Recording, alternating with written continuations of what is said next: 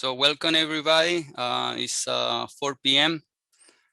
We are kind of ready to start the Petal Fall thinning meeting, which we thought could have been last Friday, but we start seeing the degree day accumulation that Dr. Robinson is going to be talking, and we thought that could be better to postpone the meeting until today, and I think so was the right thing to do, even though we got the warm temperatures during the weekend.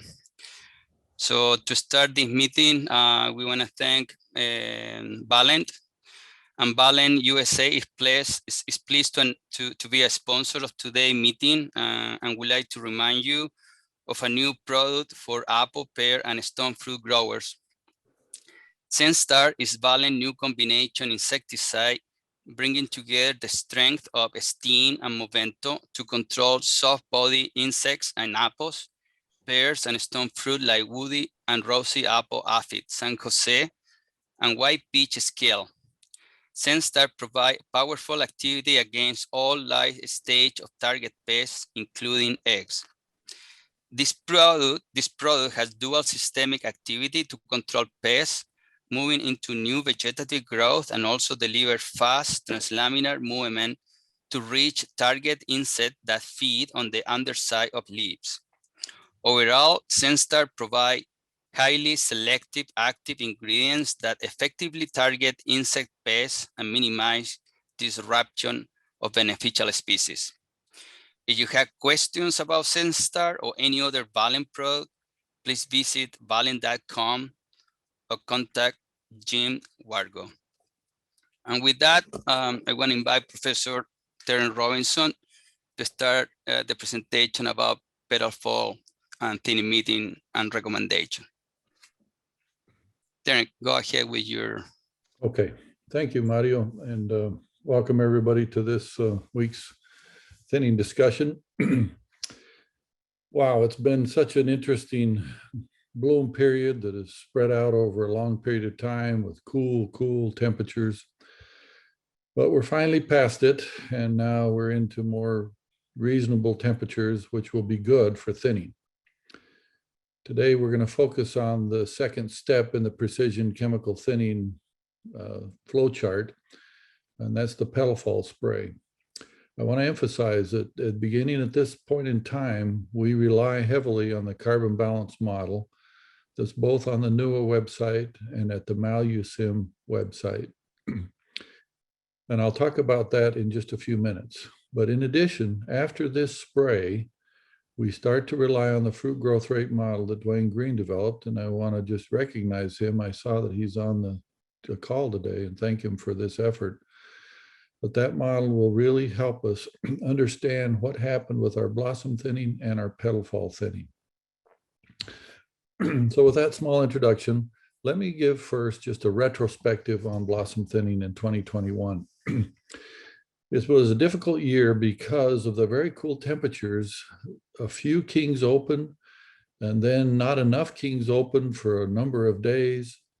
Finally, some laterals opened.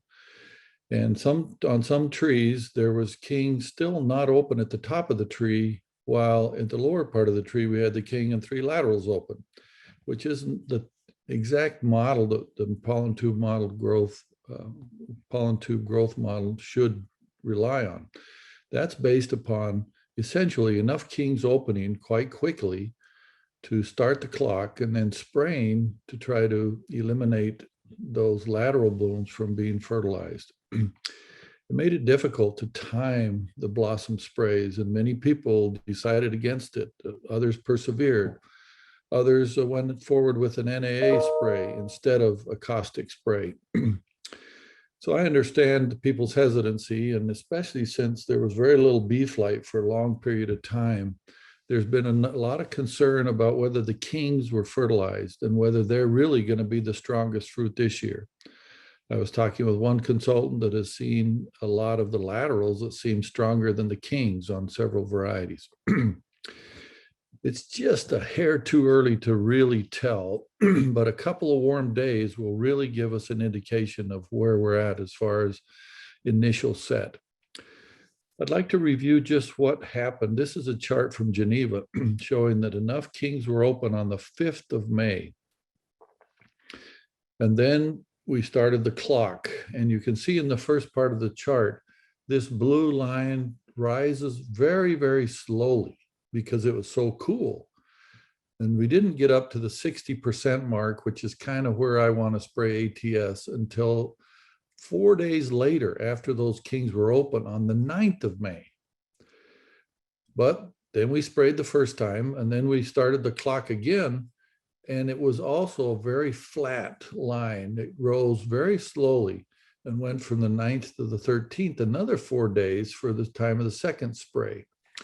But the 13th was Saturday, I believe. And so if you sprayed Saturday, since then, warmer temperatures have caused this curve to go up much more rapidly, and they're already back up to needing a third spray. Now, I typically don't like to put on a third spray because ATS is a little bit toxic to leaves, and 2 sprays generally gives about the maximum amount of leaf phyto damage that I can stand. But you can see just how cold it was and how slow pollen tubes grew and when they would have been fertilized from this chart.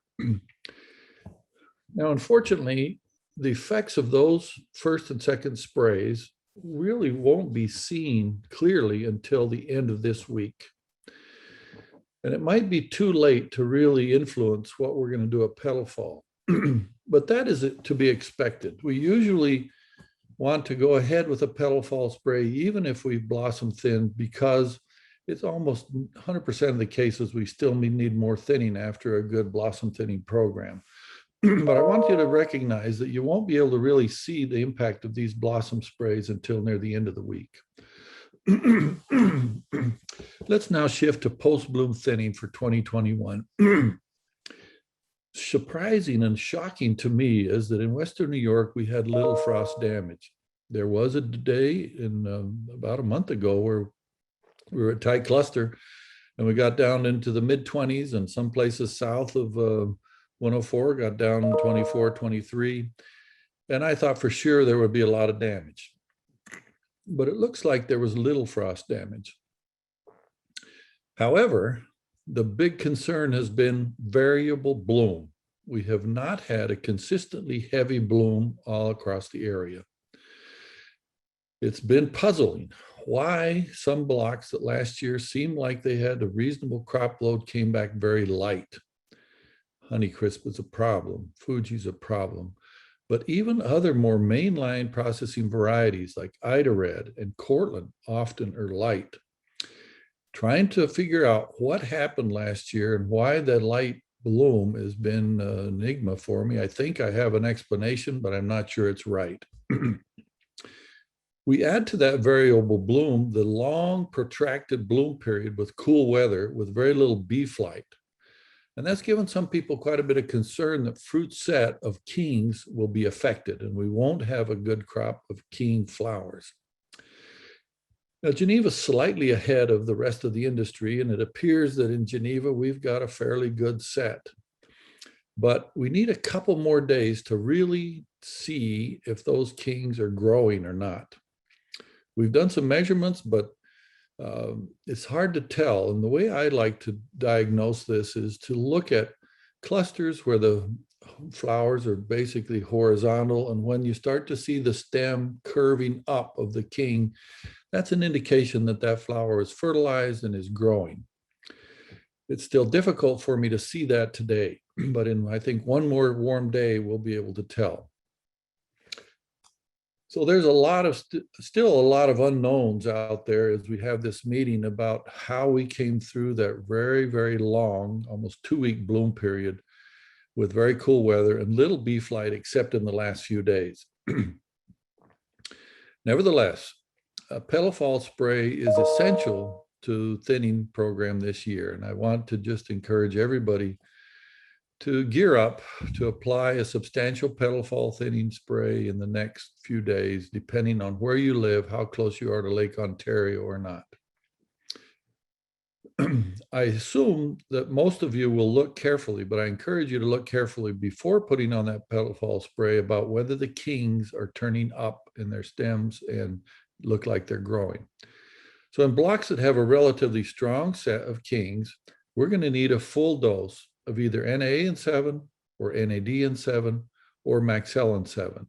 Now, this is a year with the forecasted temperatures in the next 4 to 5 days that Maxellin-7 will likely do a very good job. It needs 75 degrees plus, and we're expected to get that and more. So if you ever wanted to use Maxellin-7 at petal fall, this is the year to do it, and it should give very good thinning. But likewise, NA-7 will do a good job. We've done more recent sort of repeating work from 30 years ago of NAD, and it seems to work very well as also. But in blocks where the kings were not pollinated, or they happen to be damaged in that frost almost a month ago, and they don't seem like they're growing as well as the laterals, I still think it calls for a full dose of NA-7 or NAD-7 or Maxellin-7, and I think that will probably do an excellent job and maybe almost the entire thinning job right there, given the fact that we're going to have relatively good temperatures in the next 4 to 5 days. However, if blocks came back light and you're concerned that the set was not good because of poor bee flight and cool temperatures, then only a spray of 7 is suggested, just to try to break up the clusters a little bit. With the temperatures we're expecting, that will also give really good thinning. I want to review with you that we are now suggesting that last year and this year to time this petal fall spray and the other sprays based on degree days, base 4 degrees Celsius. Now, let me interject. Almost all the insect models use a different base temperature, but for plant physiology, at least Alan and I feel like that 4 degrees is the best, and so that's what we're using. The only place to find a degree day accumulator of 4 degrees is on the carbohydrate model. The next to the last column in the model is the accumulated degree days since bloom. We suggest that you spray the petal fall spray when you've accumulated between 100 and 130 degree days after full bloom. Let me pause and interject. What is the meaning of full bloom? Full bloom was defined many years ago by a fellow in Oregon, and I still like his definition. It's not when 100% of the flowers are open. It's when 80% of the flowers on the north side of the tree are open. That means 4 out of 5 flowers in a cluster are open on the entire tree. So that's not the same as when the last flower opens. And so I'd like you to try to use that number or that date in your calculations. Each person will have to record, or hopefully have recorded, the date of full bloom for each variety in their orchard.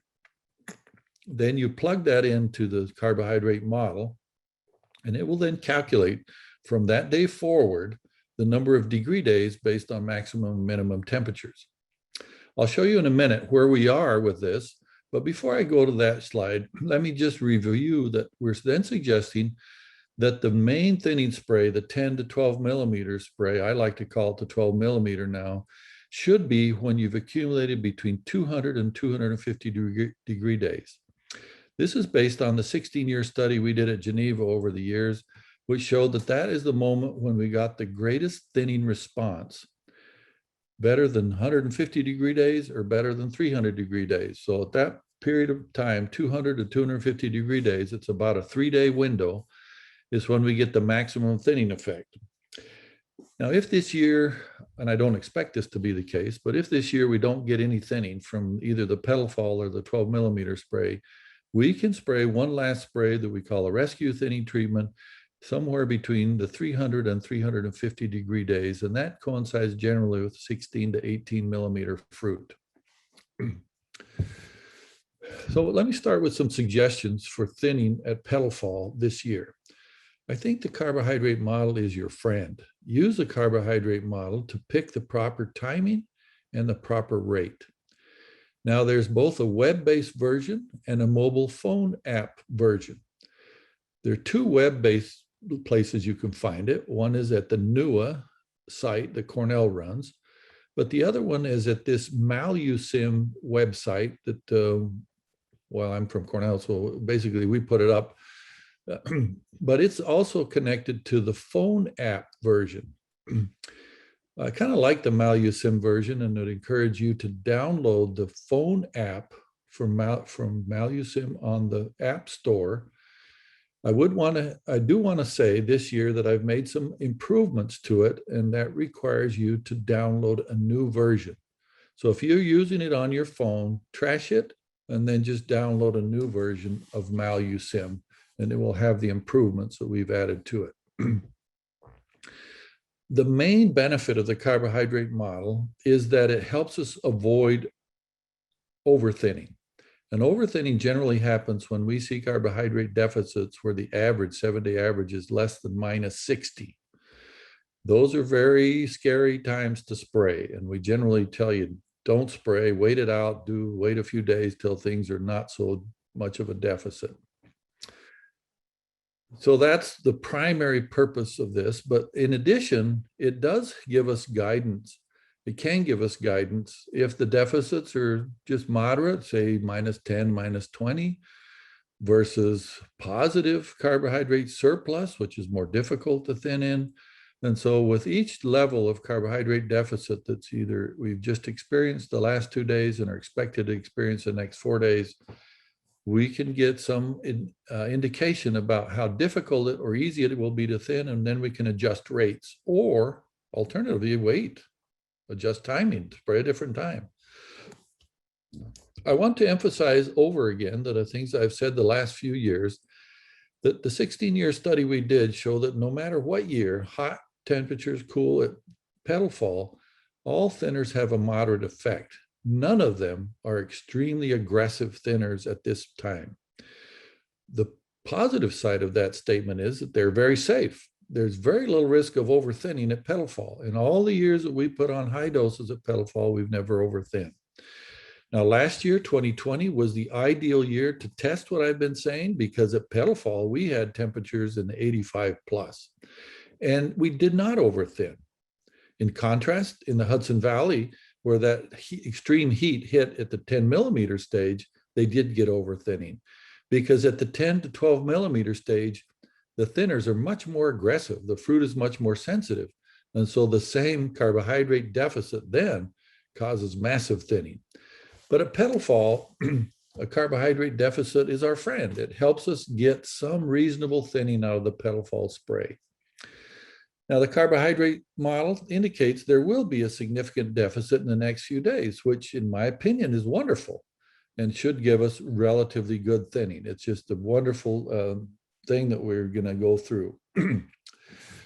Let me start with the chart from Geneva. I'm going to throw 3 charts, one from Geneva, one from Medina, and one from Williamson. At Geneva, you can see the vertical blue line was full bloom. And at that moment in time, when we put on blossom sprays, we had a positive carbohydrate balance. It looked like it was going to go on forever because of cool temperatures.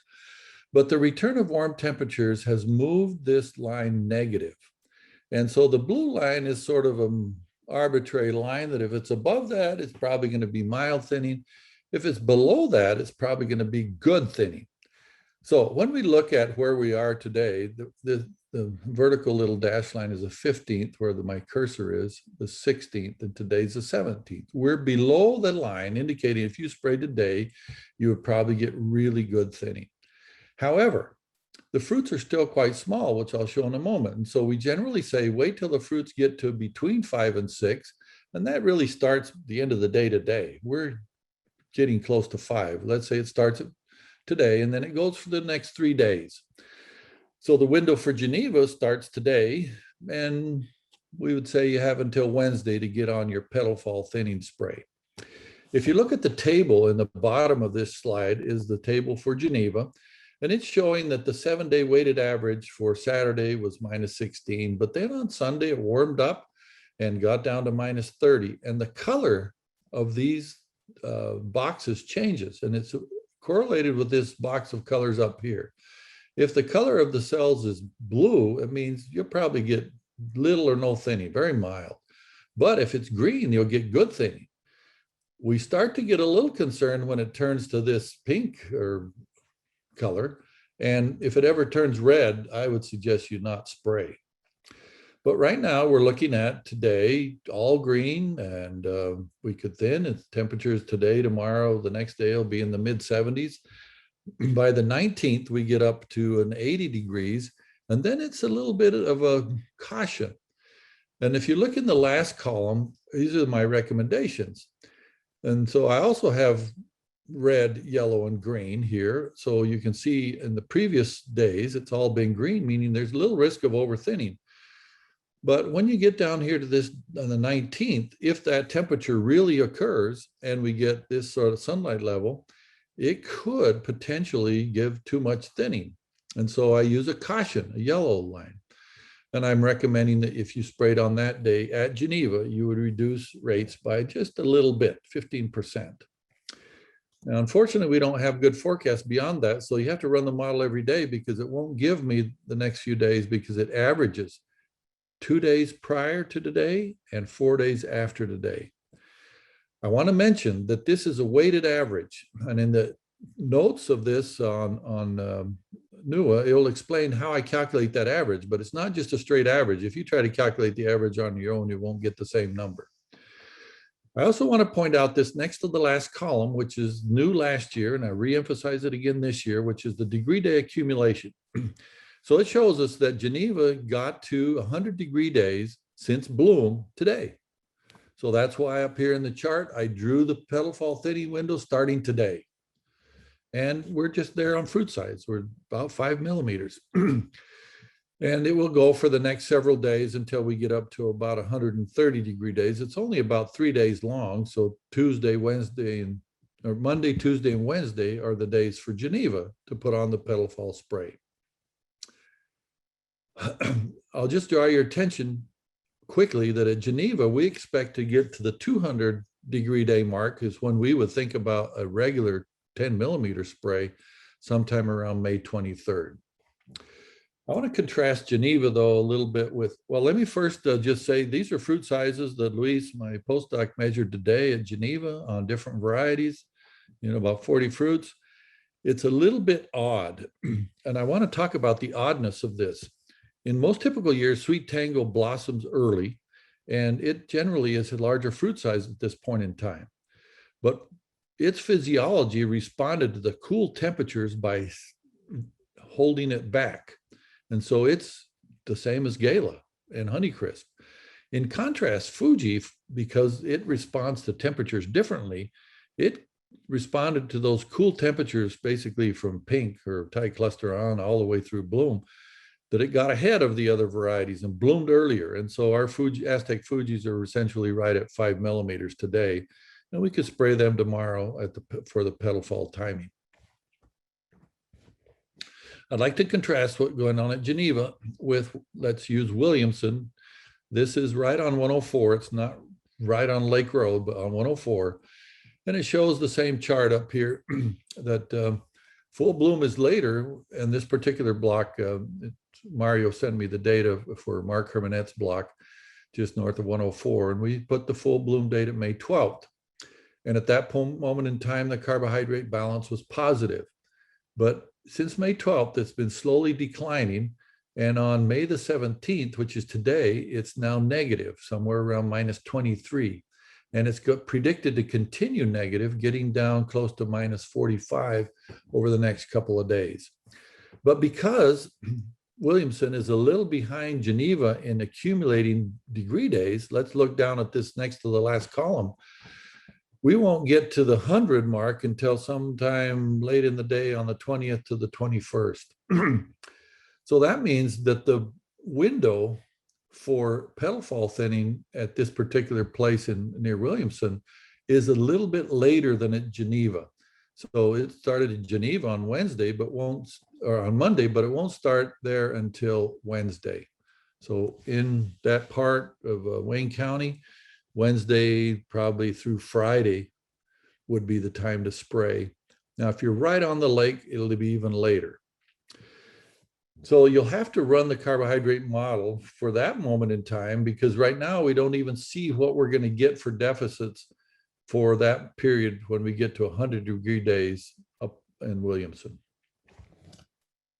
Mario was good enough to measure a whole bunch of fruits and different varieties in Wayne County today.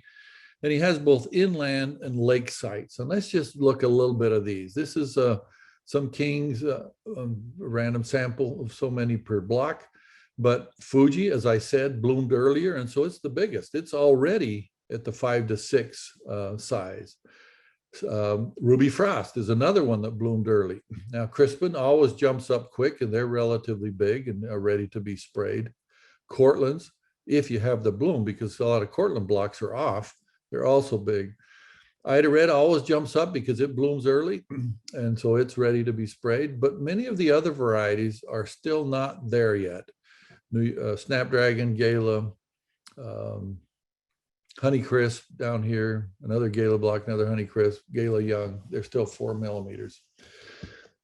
So this would tell us that we need to wait a couple of days in Wayne County, even on inland sites, to put on the petal fall spray. Now they can grow about 3/4 of a millimeter per day. So if these are measuring 4.5 or 5, even 3/4 of a millimeter, would just require one more day before they would be ready to be sprayed. But when we look at lake sites,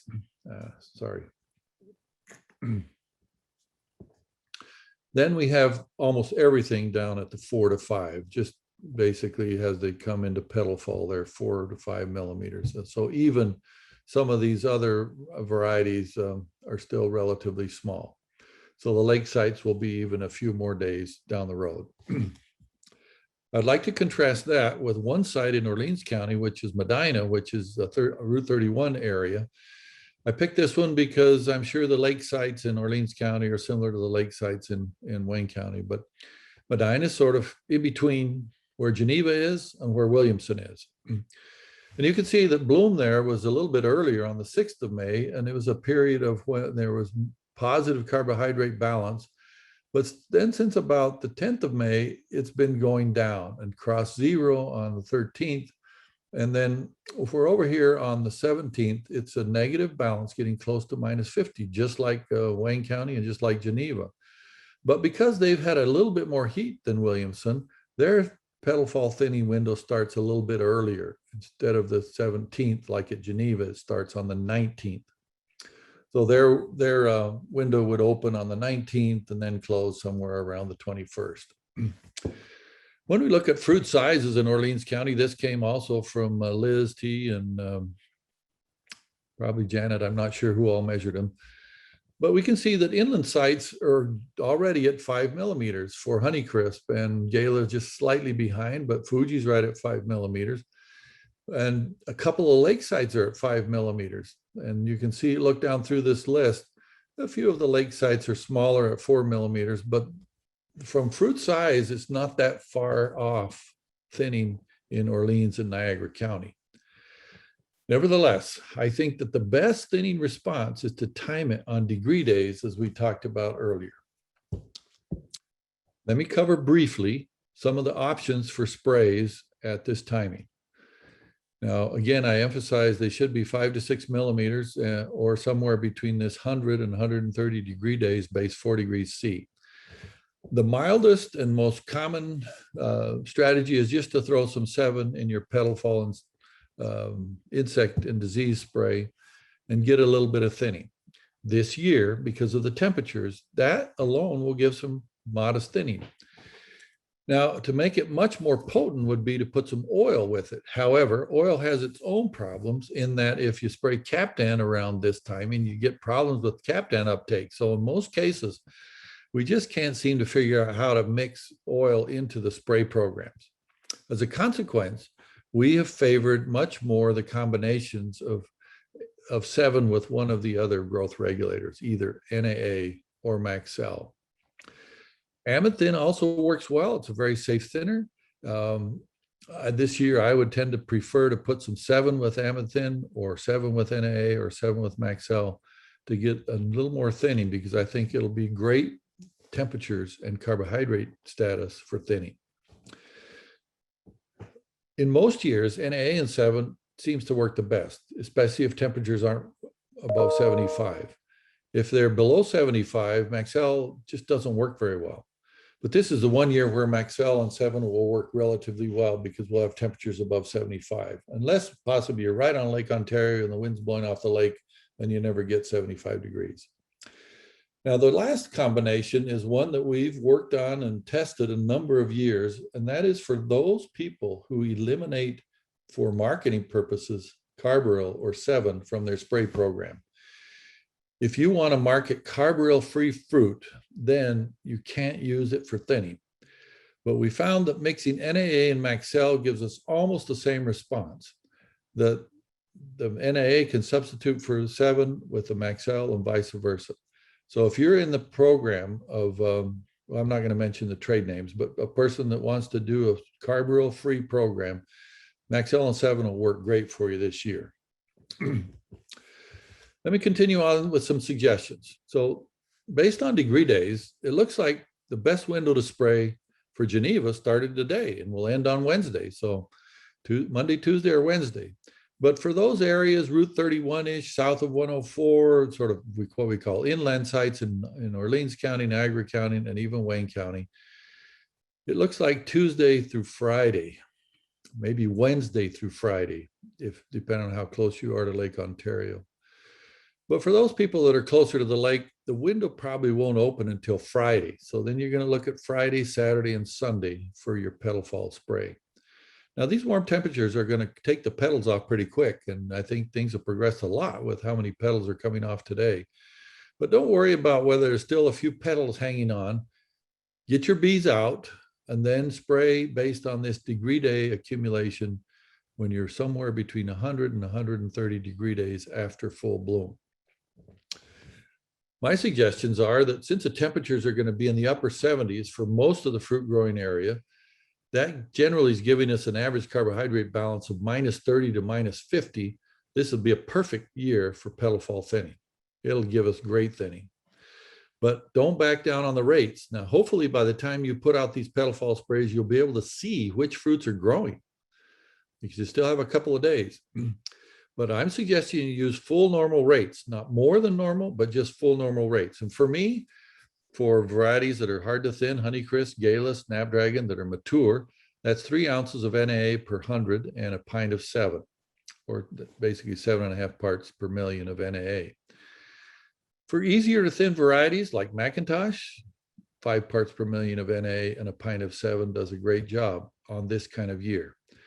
Now, specifically for Cortland, I don't like to put the 7 in there because it seems to continue to knock fruit off. I just like to spray straight 3 ounces of, that's my mistake, it's 2 ounces.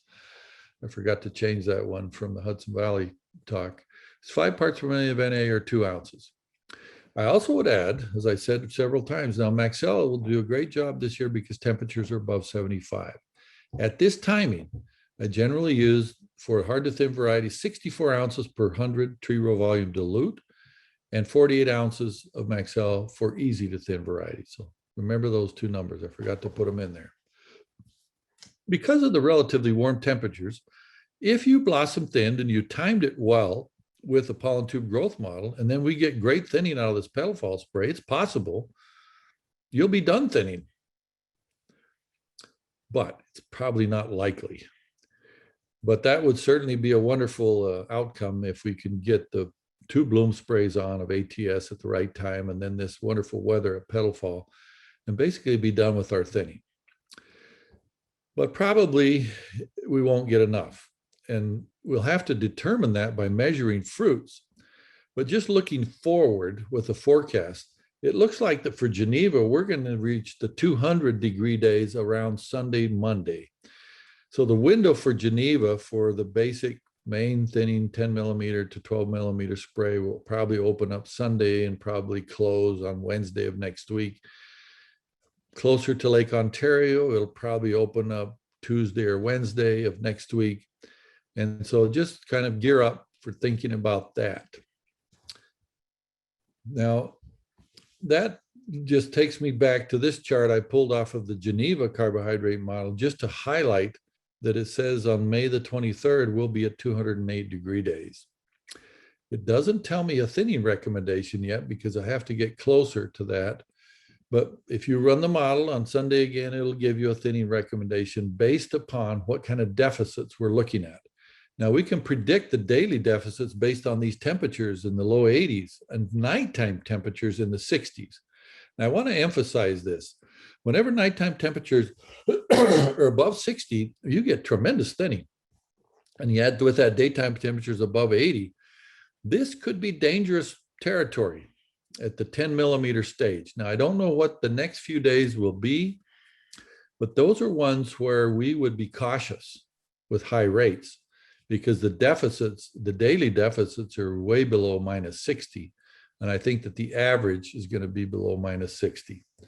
But I'll talk about that next week. We're going to have another one of these. I don't know if it'll be Monday or Tuesday or when it'll be, but we'll look at what the forecast brings. But I just wanted you to give a little bit of look forward at what we might be expecting.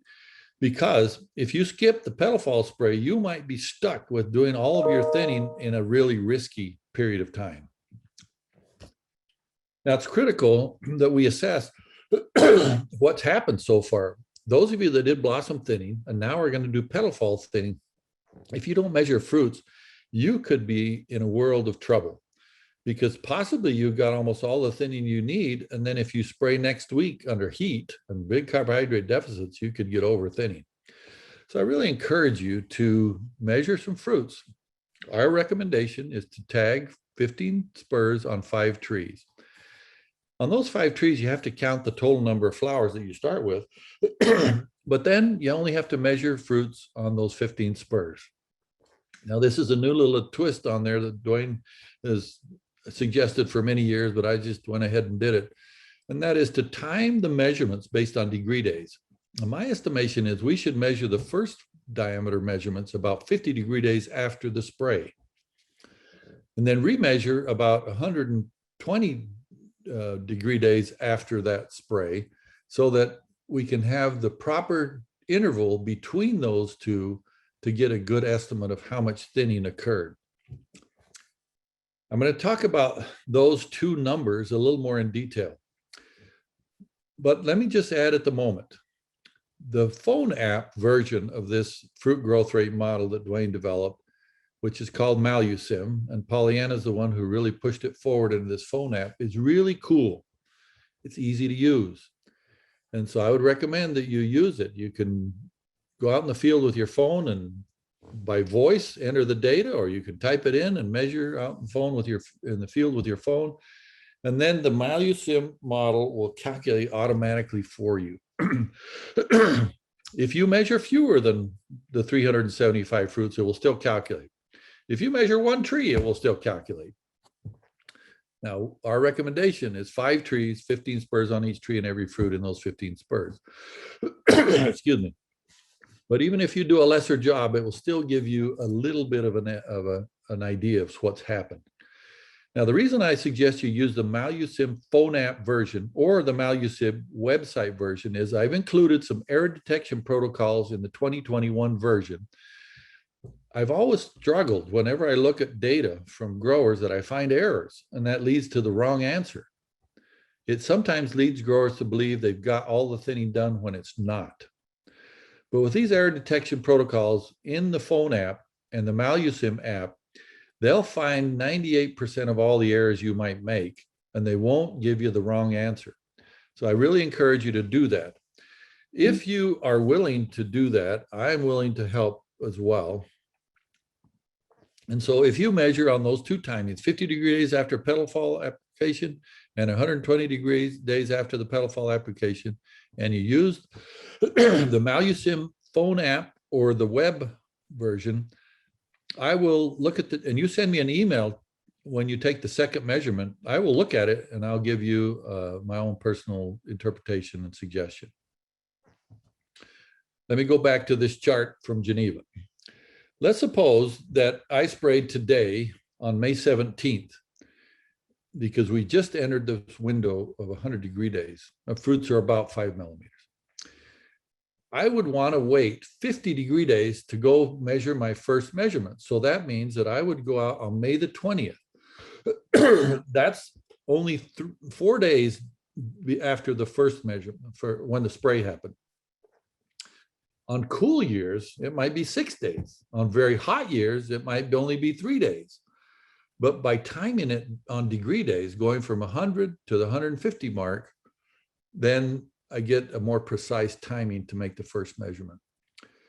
The second measurement, I want to go out 120 degree days. So I sprayed at 100. So then I've got to go out to 220, which doesn't quite show me yet, probably be on Monday, May 24th. But then by looking at this column and judging how many degree days since you sprayed, you can time when to measure your fruits and get the correct answer. If you do that, say you were to spray around the 100, 110, 120 degree day mark, you can still get an answer back before you get to the 250 degree day mark, which is sort of the outer limit of the 12 millimeter spray. I'd love to help you, and I'm willing to help if you'll measure some fruits. Let me conclude with these summary points. As always, every block has to be assessed individually. If the king flowers were damaged, either with the frost or they just didn't get pollinated, then you'll use more moderate rates. But don't be afraid to petal fall, even if your kings aren't, to petal fall spray, even if your kings aren't there, because it's very safe. Now, if most kings are present, you got to use full rates. But luckily, you're going to be benefited with warm temperatures, so you'll get really good thinning. Probably won't be enough, but you'll get a lot done. Time your sprays. So using this precision thinning program, 100 to 130 degree days is the one we're talking about today. Excuse me, something in my throat. But I really ask and plead with you to assess that response by measuring fruit diameter 50 degree days after the spray and 120 degrees after the spray. Now, several little points that I should mention just to remind us. For post-bloom thinning sprays, the sprayer should be nozzled so that 2/3 of the spray goes to the top half of the tree and only 1/3 directed to the bottom. That's in contrast to what we do with bloom sprays. Now, bloom ATS sprays, we nozzle the sprayer so that it's a uniform pattern from top to bottom, because in that case, it really depends on how much, whether you get a droplet on the pistil of that fruit, of that flower. But with hormone type thinners, we will overthin the bottom if you use a uniform pattern. So use the 2/3 and 1/3. Second little caution, where there's been frost damage, turn off the bottom nozzles. They will thin on their own enough with whatever thinner drifts down. Don't use frost surfactants like regulator oil if there's any frost damage. There's micro cracks in the leaves and in the fruit, and these two penetrants cause too much chemical to take taken into the plant, and you get too much response. Now, I don't like to use Regulade whenever I have a negative carbohydrate balance. It just makes it risky for me. And this year, we're going to have a negative balance. So I'm saying don't use Regulade this year. But last week in the Hudson Valley, they were looking at just positive carbohydrate balance. And I told them, go ahead, you can use Regulade. So just that little caution for you. On years where we have a negative balance, don't put Regulade in the tank, even if you're spraying strep that day. But if you're on a year where there's no deficit to help us, then Regulade can help. Don't add oil to the mix anytime, unless it's that rescue treatment at 18 millimeters, because oil seems to be the only thing that helps us get thinning at that time. Now, we are pretty excited that there's two new products coming along that will thin at 18 millimeters. One is called Brevis and one is called Exceed, but they're not ready for label yet, probably 2023 before we can use them. But we had a lot of good experience with them. But until then, if we spray at 18 millimeters, that's when we use oil. But I tell you that now because you have to figure out where Captan is around that spray. You can't have Captan 7 days before or 7 days after that spray if you're going to need the 18 millimeter spray. Okay, I think that's all I wanted to say today. I'd be happy now to take questions or have some discussion. Thank you, Terence. So I don't see question in the chat. I think so we should encourage people to ask questions. We have some time. For question and answer, I think so we're right with the timing. And definitely I think so, Terence, we're gonna have the next meeting next Monday, the 24th, even though we haven't announced. I think so it's the right thing to do. Okay. Okay, so I just wanna mention that I don't think so is the right thing to do based on what is gonna happen this week. But I don't see question here in the chat. Yeah, so Mario, I'll just point out to people, you can enter a question in the chat. You can go to reactions at the bottom and click raise your hand, or you could just unmute yourself and ask a question since we don't have a lot of questions being asked at once. There is a question in the chat from Alec, thinning recommendations for rates on trees less than 5 years old, question mark. When trees are younger than, if they're on a dwarfing rootstock, by 5, they're pretty much mature. But I have sort of a standard rule of thumb. We're trying to get some crop in the second year. So in the second year, trees can thin very easily. So all we do in the second year is hand thin. But by the third year, we are ready to start putting thinner on them at half of the normal dose. And then in the fourth year, 3/4 of a normal dose. And in the fifth year, a full dose. The exception to that is Honeycrisp. If Honeycrisp is blooming heavily in the third year, you grew the trees well the first 2 years and now it's at a massive bloom, it can very easily go biennial with the very first crop. And so there we have to be a little more aggressive. So with Honeycrisp, we generally going to be already, if that happens in the third year where you've just got snowball bloom, everything bloom, we go to 3/4 of a rate in the third year and a full rate in the fourth year, assuming you get it to return bloom. But that's a real finicky variety and difficult to manage. I'm going to talk a little more in one of the later meetings about some ideas where you've got this snowball bloom in the third year, or maybe it's the fourth year, and you don't want to start in the biennial cycle right off the bat, on things you can do. But it does start with blossom thinning in those years, and we're just now past that point. But without that, you've got to thin with fairly good rates at petal fall. Darren, but I don't know, today by driving to San Honeycrisp in third, fourth leaf, that was exactly what was happening with Honeycrisp. A huge amount of blossoms in third, 4-year-old trees, even though this year wasn't a good year for Honeycrisp return bloom, but I saw a lot of trees, young trees with a lot of blossoms. And I don't know what should be the plan there if we want to start taking care of those plantings. I think they absolutely have to have a petal fall spray. And what I'm suggesting is my normal rate is 7.5 parts per million plus carbaryl on mature Honeycrisp at petal fall. Because we've got warm temperatures, I'm going to say 75% of that. So that's basically, again, instead of 7.5, it's going to be 6 parts per million. So instead of 3 ounces, it's going to be 2.5 ounces of NAA plus a pint of carbaryl. And then I'm hoping and actually relying on these warm temperatures and the carbohydrate deficit to get something out of that spray. I've got to get something out of that spray or else it'll be biannual. Terence, Jim Eve, this morning, pretty much in my travels confirmed what I've been thinking is that the king blossom at Honeycrisp is very poor, inland and at the lake.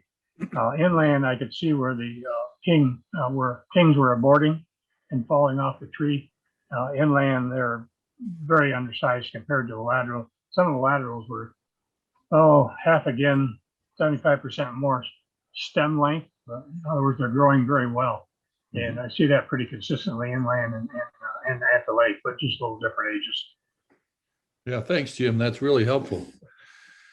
But even where we lack those kings because they didn't get fertilized with poor bee activity, or they were damaged in that frost of about a month ago, you still have to put some petal fall NAA and 7 on, else it will be biannual next year. I can just guarantee that.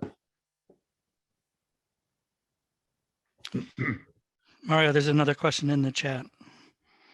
So I see two there. So one is with extended bloom, there won't be there 12 millimeter at the bottom and 5 millimeter at the top of the tree.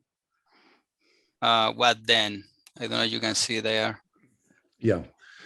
That's a great question. It's not a usual phenomenon for us in the more northern apple growing regions, but it is a very, very common phenomenon where I travel around the world and give thinning advice. So I've run into this a lot in my career where the bottoms are bigger diameter than the tops. Obviously, you would prefer not to have that, but what we end up doing is splitting the difference.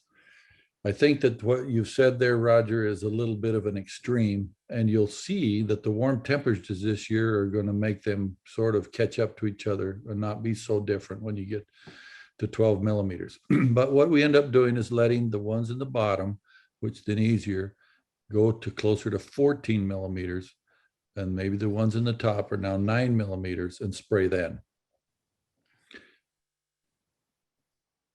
So I guess that's enough explanation. We split the difference.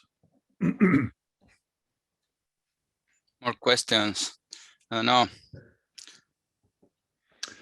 So I mentioned a couple of times that the base temperature for this degree days is 4 degrees Celsius, which is about 38.5 degrees Fahrenheit. It's not the common degree days that you see in all the insect models. This is a physiology plant model, a little lower base temperature. So only look for degree days in relation to thinning on the carbohydrate model, Malu-Sim site. More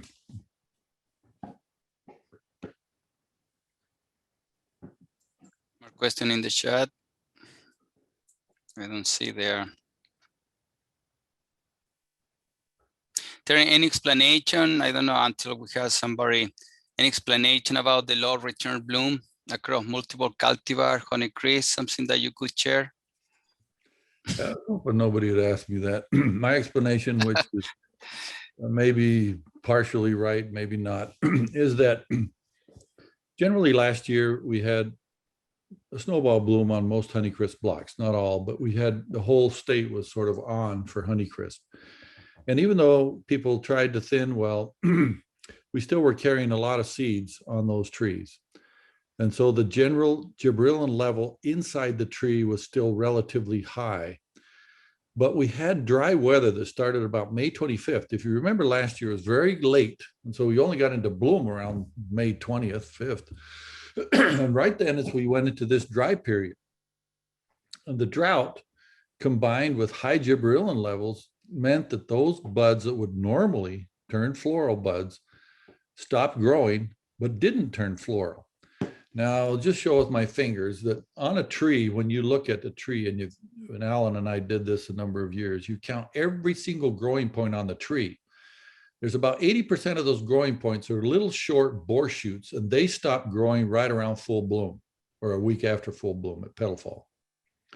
Now, we notice all of the fewer, only 10% of this extension shoots on the terminal and on the ends of the branches, they are growing, and they grow in through early July, and we call that end of shoot growth. But it's all of these short bore shoots that stop growth very early on honeycrisp, and that's the problem. They stop growth very early. But once you don't see new leaves coming out of that bud, inside the bud scales, there's still physiological and anatomical development going on.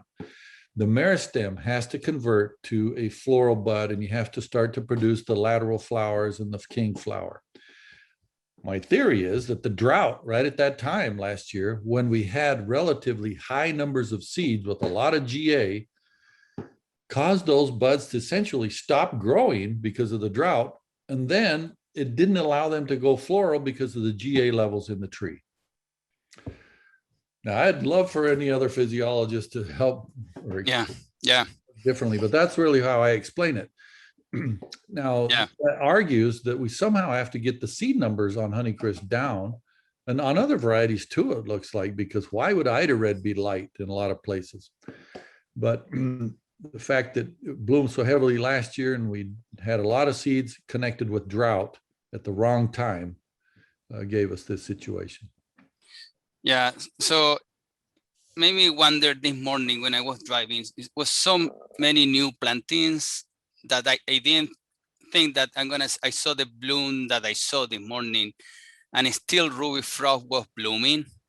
Still Fuji was still blooming at the tips. Still Gela was blooming in 1 year shoot. You see a lot of blossoms. So it's a bunch of new plantings that we have. Wild Wild Twist was still kind of blooming behind Fuji in the lake, and we had still some pink color. I had somebody there asking about any thoughts on thinning of Wild Twist. Terence, I don't know, you have some trials. Yeah, let me try to answer both Mark Russell's and Mark? Lamora's. Yeah, Mark had asked one just before that, but just to step back, it's been very interesting, and I've seen this several times in my career, where we get long protracted cool periods between green tip and bloom, but especially between tight cluster and bloom. When you go several weeks just hanging around tight cluster, the varieties lose their normal sequence of flowering with Ida Red first and then others and Sweet Tango, and the other varieties that respond less to that cool temperature, in this case Fuji, tended to keep progressing forward and ended up blooming before varieties that should have bloomed ahead of it. But it was the very cool temperatures that lasted almost 3 weeks between early tight cluster and full bloom. That's very, very unusual. And so Wild Twist, which I don't know very well, in fact, I have to admit, I've not got a single Wild Twist tree at the station, so I've never done a single trial on it. Must be a variety that responds poorly to those cool temperatures, and just the buds just didn't move under those cool temperatures. As far as thinning Wild Twist, I'm going to have to defer to others who have grown it for a couple of years, and I probably should do some work on it, but I haven't yet. So we have 40 people. We have to close, and thank you so much to everybody for attending the meeting today. Thank you. Okay. Bye-bye. Bye. Thank you, Terence.